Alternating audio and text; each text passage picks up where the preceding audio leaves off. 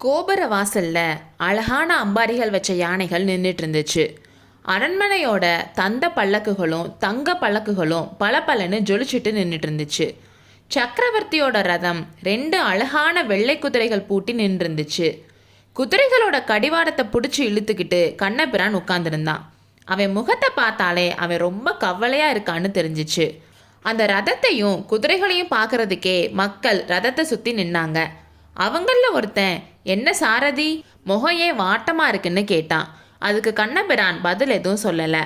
அப்போ பக்கத்தில் இருந்த இன்னொருத்தன், நாளைக்கு போர்க்களத்துக்கு போகணும்ல, பொண்டாட்டியையும் பிள்ளையும் விட்டுட்டு போகணுன்ற கவலைதான்னு சொன்னான். இதை கேட்டதும் கண்ணபிரானுக்கு கோபம் தலைக்கேறிடுச்சு. குதிரை சாட்டையை எடுத்து அப்படி சொன்ன ஆள் மேலே வீசினான். நல்ல வேலையா அந்த மனுஷன் டக்குன்னு நகர்ந்துட்டனால அடிப்படாமல் தப்பிச்சுக்கிட்டான். ஏன்பா உனக்கு இவ்வளோ கோவம்? உனக்கு யுத்தத்துக்கு போக பிடிக்கலனா ரதத்தை என்கிட்ட கொடு, நான் போகிறேன்னு மறுபடியும் சொன்னான். அதுக்கு அவன் பக்கத்தில் இருந்தவன், அடே பழனியாண்டி, எதுக்குடா கண்ணபிரான் வைத்திருச்சுல கொட்டிக்கிற? அவனை சக்கரவர்த்தி நாளைக்கு கிளம்புற சேனையோட யுத்தத்துக்கு வரக்கூடாதுன்னு சொல்லிட்டாரான். அதுக்கு தான் அவன் கவலையாக இருக்கான்னு சொன்னான். அப்புறம் கோவிலில் இருந்த எல்லாரையும் அரண்மனையில் போய் விட்டுட்டு கண்ணபிரான் வீட்டுக்கு போனான். அங்கே அவனோட 10 வயசு மகன் கையில் ஒரு நீளமான பட்டாக்கத்தியை வச்சுக்கிட்டு அப்படியும் இப்படியும் சுற்றிட்டு இருந்தான். அப்படி அவன் சுற்றிட்டு இருந்தப்போ ஒவ்வொரு டைமும் ஒவ்வொரு எக்ஸ்ப்ரெஷன் கொடுத்துட்டு இருந்தான். ஒரு தடவை அந்த பால் வடிகிற முகத்தில் கோவம் கொதிச்சிச்சு. இன்னொரு டைம் அந்த முகம் நெருக்கடியில் சிக்கி கஷ்டப்படுறத காட்டுச்சு. அடுத்து எதிரியை வெட்டி வீழ்த்துனதுனால வந்த சந்தோஷத்தை காட்டுச்சு. இதை கொஞ்சம் தள்ளி உட்காந்து கமலி பார்த்து ரசிச்சிட்டு இருந்தான்.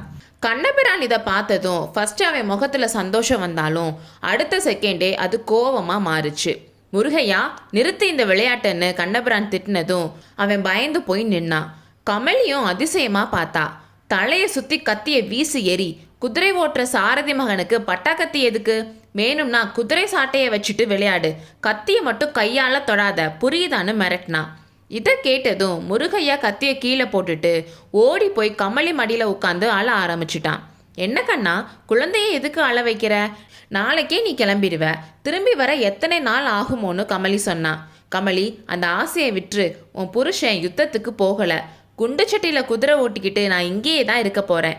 சக்கரவர்த்தியோட கட்டளை அதுன்னு கண்ணபிரான் சொன்னான். கமலி அதை கேட்டு ஏமாற்றம் அடைஞ்சிட்டான். ஏன் கண்ணா, சக்கரவர்த்தி எதுக்காக இப்படி செஞ்சாரு?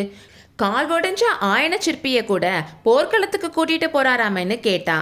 ராமர் வானர சைன்யத்தோட இலங்கைக்கு போனாரே, அப்போ அந்த இலங்கை தீவை கடலில் அமுத்திட்டு வந்திருக்க கூடாதான்னு கண்ணபிரான் சொன்னான். இப்போ எதுக்கு புதிர் போடுற? ராமர் இலங்கையை கடலில் அமுத்தாததுக்கும் நீ போருக்கு போகாததுக்கும் என்ன சம்பந்தம்னு கமலி கேட்டா. சம்பந்தம் இருக்கு. இலங்கை அப்போ கடலில் மூழ்கி இருந்தா அந்த ஊர் இளவரசர் இங்கே வந்திருக்க மாட்டாருல்ல, அவருக்கு ரதம் ஓட்டுறதுக்காக நான் இங்கே இருக்கணும்னு சக்கரவர்த்தி கட்டளைன்னு சொன்னான். அப்படின்னா மானவன்மனும் யுத்தத்துக்கு போகலையா? நம்ம சக்கரவர்த்தியோட நண்பர்னு சொன்னாங்களேன்னு கமலி கேட்டா. உயிர் நண்பன் தான், அதனால தான் இதை தொல்லை. மானவன்மன் போருக்கு போனப்போ அவர் உயிருக்கு ஆபத்து வந்துட்டா இலங்கை ராஜவம்சம் முடிஞ்சிடுமா. மானவன்மருக்கு இன்னும் சந்ததி வரலையா, அதனால அவர் போருக்கு வரக்கூடாதுன்னு சக்கரவர்த்தியோட கட்டளை. அவருக்காக என்னையும் வரக்கூடாதுன்னு சொல்லிட்டாருன்னு சொன்னான். இதுதான் காரணமா? அப்படின்னா நீ கவலைப்பட வேணாம் கண்ணா, கூடிய சீக்கிரமே நீயும் இலங்கை இளவரசரும் போருக்கு போகலாம்னு கமலி சொன்னான். எப்படி கமலி சொல்கிறேன்னு கண்ணன் கேட்டான். காரணமாக தான் சொல்கிறேன். இலங்கை ராணிக்கு சீக்கிரத்திலேயே குழந்தை பிறக்க போகுதுன்னு கமலி சொன்னான். ஓஹோ, இலங்கை இளவரசிக்கு உடம்பு சரியில்லைன்னு சொன்னதெல்லாம் இதுக்குத்தானா? ஏகாம்பரேஸ்வரா, இலங்கை இளவரசிக்கு பிறக்கிற குழந்தை ஆண் குழந்தையா பிறக்கட்டும் என்று கண்ணன் ஏகாம்பரர் ஆலயம் இருந்த திக்கு நோக்கி கைகூப்பி வணங்கினான். அடுத்த அத்தியாயத்தில் சந்திப்போம்.